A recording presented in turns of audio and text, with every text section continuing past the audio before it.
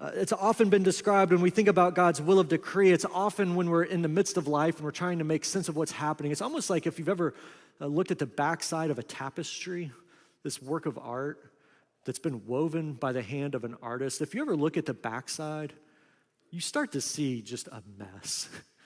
There's loose threads, there's yarn hanging out, and as you're trying to make sense of it, sometimes you can see a little bit of a picture making sense, sometimes you can see some shapes, but for the most part, it just feels like it's just an open-ended disaster until you turn it over.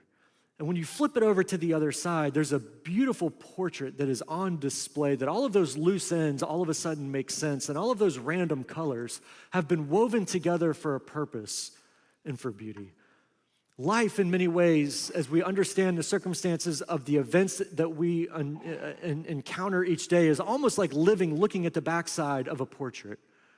But God in His Word is calling us to see that He Himself is orchestrating and planning with a purpose and a plan everything that unfolds. We can affirm with Paul in Romans chapter 8 that we know that for those who love God, all things work together for good, for those who are called according to His purpose.